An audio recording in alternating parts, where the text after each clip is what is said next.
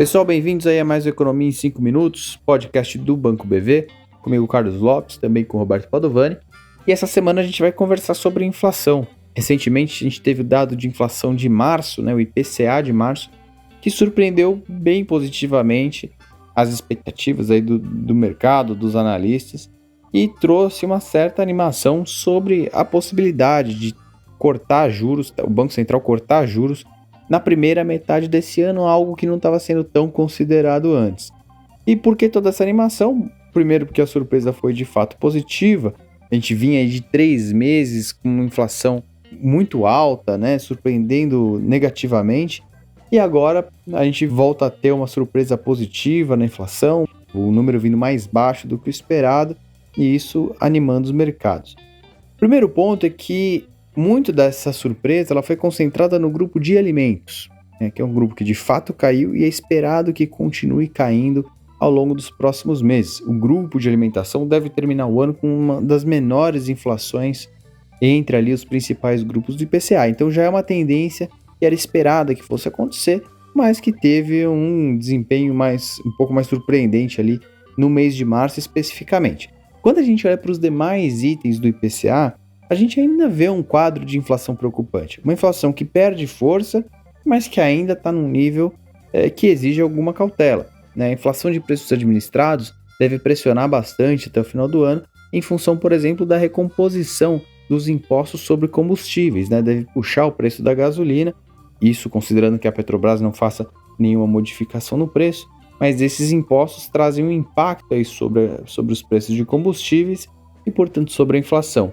Do lado dos serviços, também é uma inflação bem pressionada em função do mercado de trabalho, que continua positivo, tem perdido força, sim, mas o desemprego continua baixo, a renda ainda crescendo.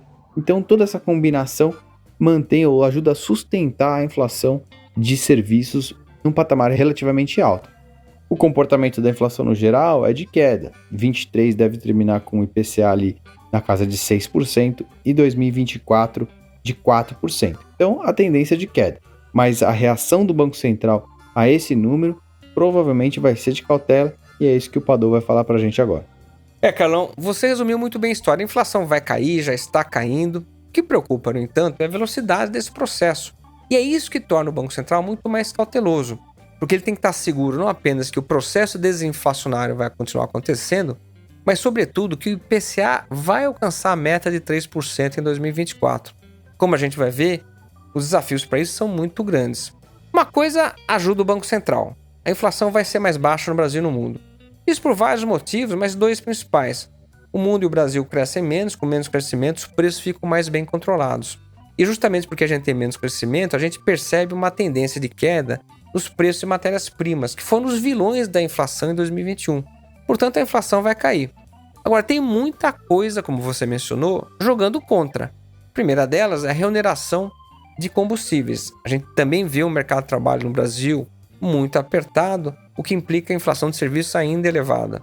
Terceiro fator é que a gente tem visto muitos estímulos fiscais, gastos públicos estimulando a economia, o que permite repasse de custos e, portanto, a gente ainda vê altas disseminadas de preços.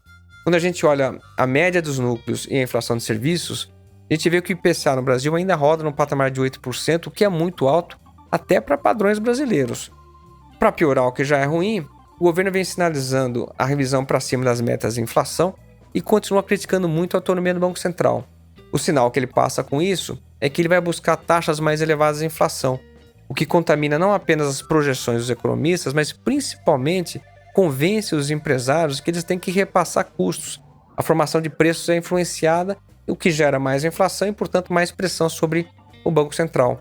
Não por outro motivo, a gente vê que os modelos do Banco Central indicam que para se alcançar a meta de 3% no próximo ano, a Selic tem que ficar parada em 3,75%.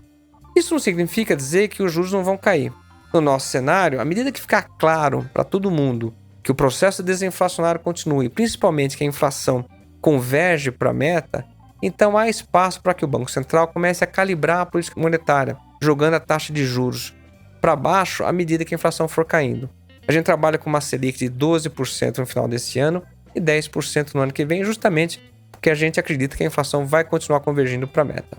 Bom, essa é a história. Nos falamos na próxima semana. Até lá.